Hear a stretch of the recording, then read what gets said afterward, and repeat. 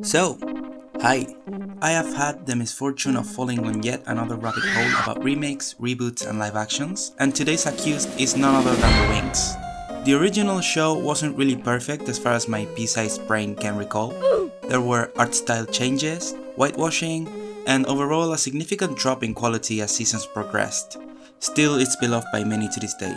Side note, did you know that there was a fully fledged Winx theme park in Italy? The things I investigate for you guys.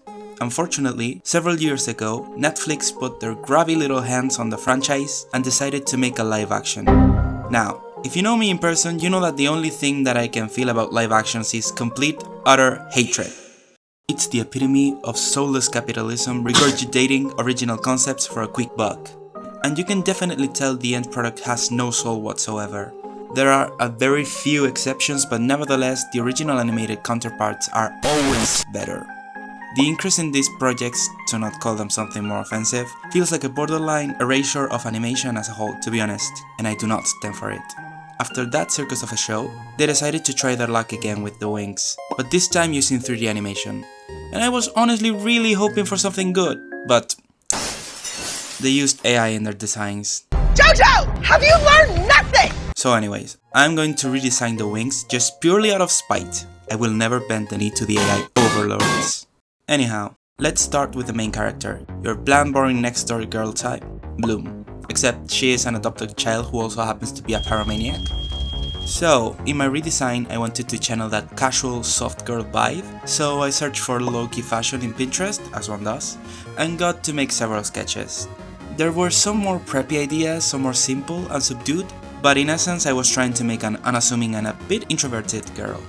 I tried to keep the essence of the original characters while trying to give their bodies a bit more structure and diversity.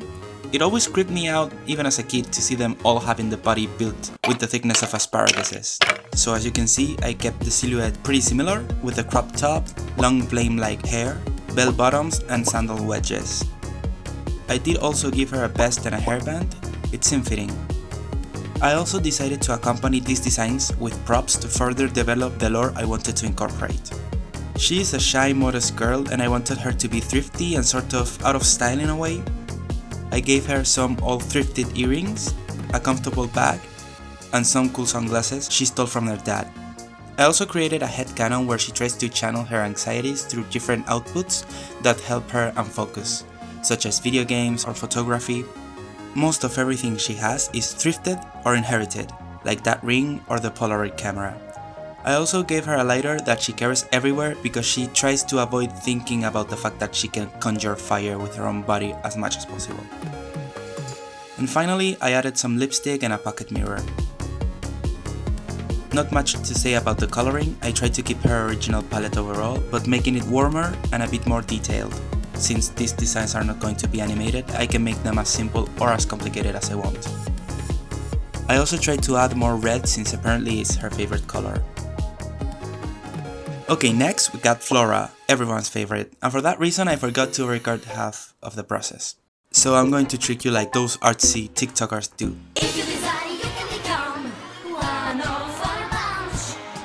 Oh my god, what a complex and detailed design process, was it not? Anyway, let me try to summarize. I tried to keep her essence and colors, focusing on a really flowy and feminine aspect. I gave her a fuller body, basing it on Rubens's models in his naturalistic paintings. I kept her palette pretty close to the original design, as you can see, and I gave her a plethora of flowers and bows to make her even more cute. Onto the lore dumping props. I gave her a copy of a book about scary trees, let's see if you guys are able to guess it. A cup of mate, which is an Argentinian herbal tea, a flower necklace and some candles. I feel like she's really cottagecore. I envision her being kind of daisy and disappearing in the woods for hours and suddenly she appears with a basket full of cranberries to share. I gave her a jewel ring and a handkerchief because ironically she has pollen allergies. Thought it would be a cute contradiction. I gave her a makeup brush made with a tree branch and a scrapbook where she dries flowers that she finds. Finally, I gave her some coins and buttons that she has loose in her pockets. I feel like she always has some random objects on her person at all times. The prop design always feels like one of those what's on my bag challenges. I tried to color her props with golden details and with a mix of earthy and jewel tone palettes.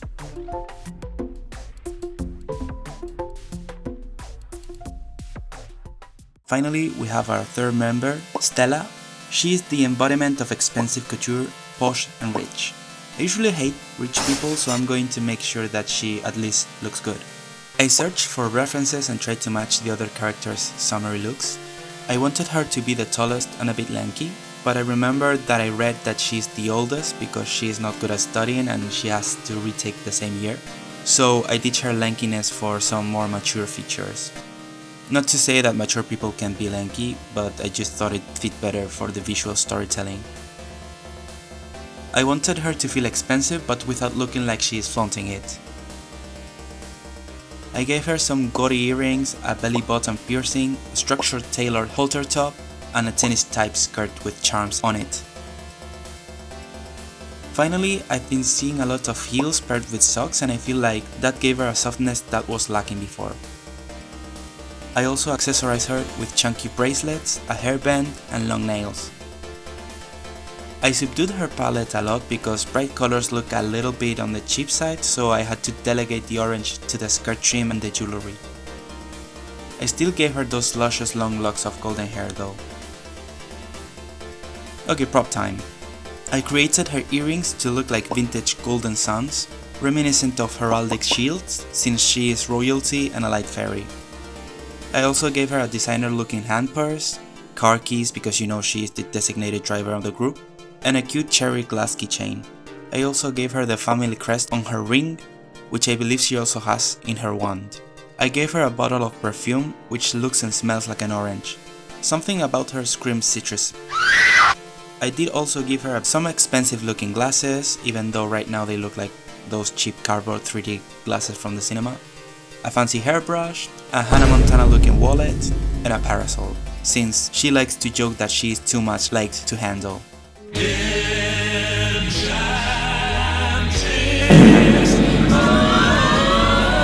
I finalized her props with some discarded tickets from her last shopping spree. And now to coloring. I kept the props palettes close to the characters, and I added a bit of pink in there too because she used to have a pink hairband in her original design, but I thought it clashed too much in her main outfit. And this concludes the first batch of my interpretation of the Winx. I really like the vibe I went with these characters, and if you really enjoyed this video enough, I will make a part 2 with the remaining 3. I hope you liked the video, and I will see you cuties next time. Bye!